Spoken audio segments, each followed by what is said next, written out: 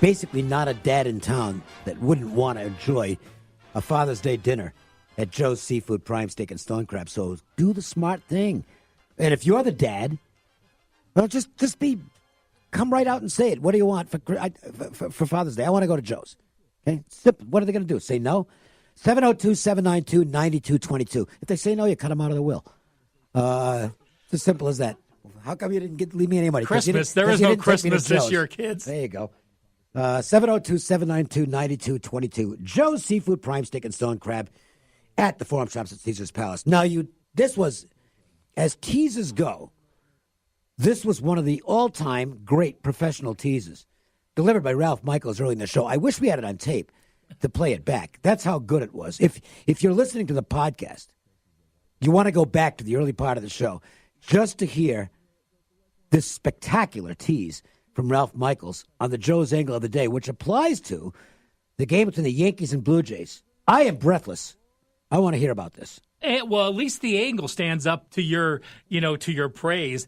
The two teams combined are 25-4 in this situation. The Blue Jays 7-1-1 to the over as a home dog, and the Yankees, yes, you could say they have good hitting, but they are 18-3-1 over under. 86% to the over as an away favorite. That's pretty good. Yeah, it's just the Yankees hit on the road, and it's. Again, what's interesting about that? Well, I know about the Yankees, but I think the interesting thing about that is that Toronto also fits in this particular game as more of an over because, let's face it, the Blue Jays don't exactly have a lineup that scares the crap out of people. Maybe Jackson's just been the pitcher every time they've been a home dog. Yeah, that probably enters into it. And they are hitting a little more now, too, by the way, with Guerrero raking and already looking like he's just going to be the superstar everybody thinks he's going to be. So that's a good angle of the day. Let's talk a little college football because Will Bernanke was on just a little bit earlier, and 16 teams, including the top teams in the country, plus UNLV and UNR, they now have over and under win totals for the season posted at the various CG locales around town. And that means it's really time to start getting into this because I'm not one – and Will talked about this during that segment, and I would fall into this category. I really don't want to play, even if I think I might be getting some value. I don't want to play a game in Week 8 now because so much can change. There's too many things to list. But you can get a good feel for how many games you think a team might win or lose based on your early work. So I think this is a prop that people can take advantage of, and the fact that they've got the first 16 teams up means the rest aren't far behind, Ralph. It is. CG tweeted out earlier that their philosophy was anyone that was in a top 20 poll, they would do, and then they added the two local teams in. Right. So the teams that they released were teams that on some early top 25 team, they went through those early top 25 lists, and those teams were listed. So I think it's a great start.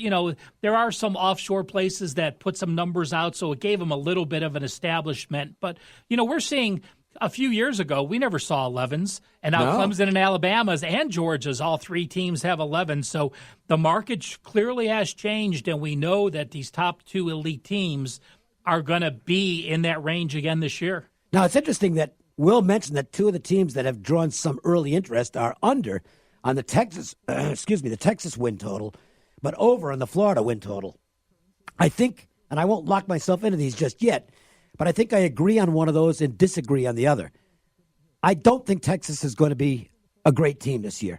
The Longhorns, they look to me to have too many holes to be that strong a football program. They'll be good, but I don't think they're going to be real good. I would disagree with those who are really bullish on Florida. I'm not. I mean, the conference is as nasty as ever, and at least on the work I'm doing, and Florida is one of the teams I've done a lot of work on. I think they're going to be a good club, but I'm not as high on them as a lot of experts might be going in. I think Florida. I'm not going to suggest they are going to be a flop, but I'm kind of leaning toward the under in that one. I haven't bet it yet, so don't chisel that in stone. But I'm going to consider under on the Florida win total. I am indifferent on Florida, and I completely agree with Texas. Okay. Texas, on a report I did earlier this year, Texas lost the most returning starts. They only have a few returning starters. They're one of the least teams in the country. But you add it where it's even worse, where they lost the most starts. So the cupboard is much more bare for Texas than it would be with other teams that may return 9 starters. There's such a slew of a difference between 9 starters, what that means. And your residence means a lot, too. Because if you're on the thin side with returning starters in the Mountain West, it might not necessarily be a terrible thing. You know, I look at, for instance, Wyoming has lost a lot of starters. Not so sure the replacements might not be better, especially on the offensive side. But when you're in the Big 12, that's a tough conference. There's some really good programs in that league. And that's a league where even playing non-conference games early in the season, which is a great idea because you want to try and get that valuable experience against teams where the games aren't quite as important. Even with that being the case, boy, I think Texas could be up against it against some of these fine Big 12 programs. It's a good conference. The Big 12 is the conference where you have to be able to score 30 points to win. Yeah. Your defense has to be able to slow the other team. Your defense is not going to win a game against an upper echelon Big 12 team. So Texas has that type of offense that just hasn't been able to score or keep up with scoring. So they win those a few games, but they can't. If it gets into the 30s, Texas falls behind. How much work have you done in that conference overall? I've only done work as not in individual conferences. Okay. All my work right now is 1 through 130 going through. I'm still working on my power ratings, and I thought I'd have a Wager Talk guide up with all the returning starters and a bunch of information, because when I look and I make my power ratings and my up downs, you know, for our listeners, I think you have to look at 3 years. There are certain teams like Alabama or Ohio State that you think they returned 10 starters, and that's a negative. It doesn't matter. That actually is the same. They had 9 starters back last year. They're the number 1 recruiting class. And you look at what their yards per game was compared to the schedule. There's sometimes you look at a team that has 8 wins, but they were plus 14 turnovers, and they were actually outgained for the year. Right. So you have to look at a multi-year, how they did, how many returning starters. And I just use 247 for my recruiting because I think they do that good of a job. And I actually backtracked the recruiting class once.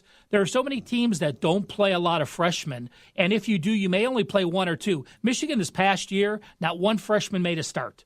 And they had a top 10 class. So that shows you that he's building that second year. He wants those players to redshirt, and he wants to build that. So when I look at recruiting classes, if I'm looking at Michigan this year, I look at what they did last year, yards per game, how many returning starters they had last year compared to this year, and then I look at what their recruiting class was from 2 years ago, and I count that into this year's class when I'm making my numbers. And that's I'll just use the team as an example, Minnesota. Have you worked on them yet? I've done bits and pieces. So they are impressing me as a team that, based on the recruiting class from a couple of years ago and the added experience now, they could be a sneaky team this year. I'm not saying Minnesota's going to win. I don't want anybody to say, oh, man, you said Minnesota was going to win the Big Ten. No, they're not going to win the Big Ten. But they might be a top 20 team. Dave, They're sneaky good.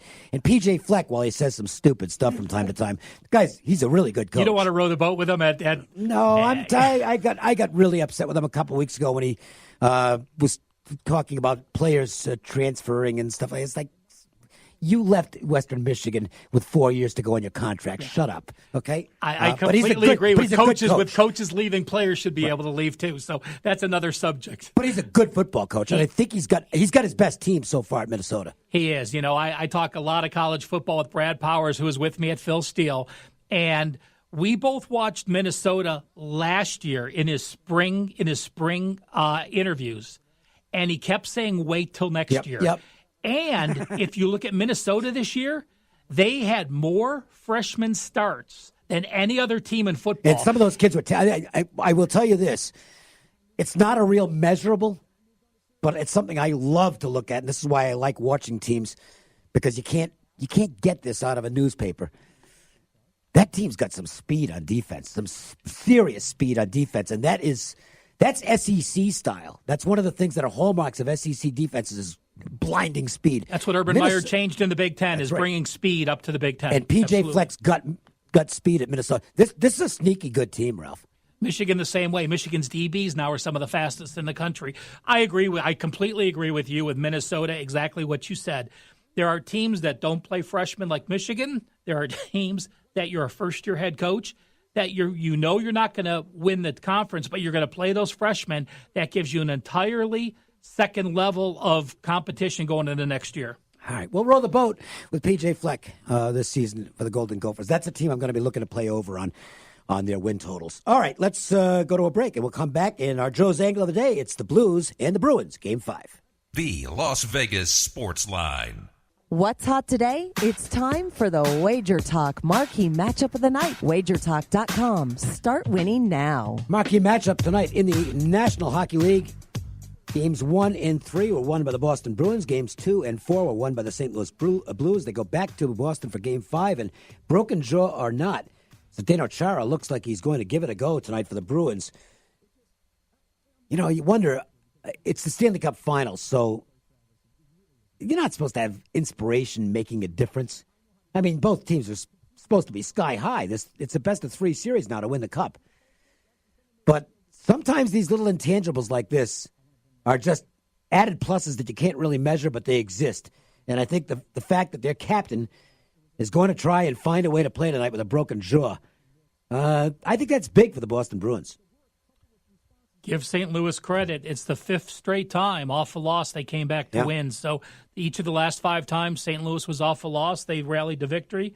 The Blues are 8-3 on the road, and they opened this total 5 again. I'm surprised. All the scoring, each team has scored at least 2 goals in every game, and they opened at 5. It's up to 5.5.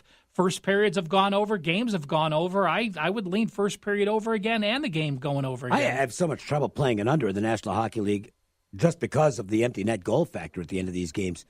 And we've talked about this all season. Teams playing their goaltenders with 2.5 minutes to go in the game tremendously increases the chances of at least one goal being scored in those last 2.5 minutes. The prop for will there be 3 third-period goals was plus 180. So would you go that far? No. Okay. But I can understand it, certainly. To me, if you're going to play unders in the National Hockey League, it might make more sense to look at it in a period-by-period basis. Because second periods have been slow all 3 of the 4 games. Yeah. So, you're looking at where Boston now, Boston's third-line center, Coyle, has scored in each of the last 3 games. So, we've talked about Boston's front line, but when you get that kind of scoring from your third line, it makes you even that much more effective. We should point out, by the way, things getting a little interesting at Safeco.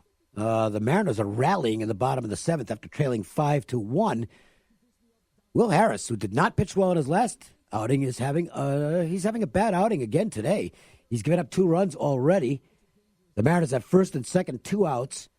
It's now a 5-3 Houston lead.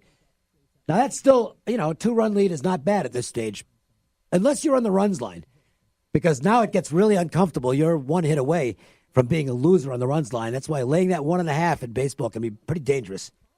It is. And there are times, I had a totals play last night on Pittsburgh and Atlanta. And sometimes you're happier when there's a bigger margin going to the 9th, so the closer's not involved. At least at this point, Houston knows that they're going to bring in their closer, so they have no issues. You guys shot Wager Talk videos today. What did you shoot, and when will they be available?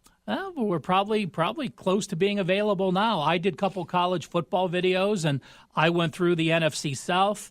Brian and Marco went through the AFC South. Marco did a Belmont video, and for those that were Showtime fans watching action, Todd was in studio with Kelly and Marco talking about the Showtime action show. Todd Wishnev, who's become famous thanks to the action. And he's just a great guy. He really is a great guy. I really enjoyed him on action. He just seems like a terrific guy to hang out with. And there's another hit, Dave. Ooh, now it's 5-4? Yep. Wow. Little excitement in Seattle. Those amazing Mariners. All right, time for our Lions Physical Therapy Play of the Day. It's the LPT Play of the Day. tonight's best bet from Lions Physical Therapy. Your 5-star rated specialists. You think Harris is a little bit hittable?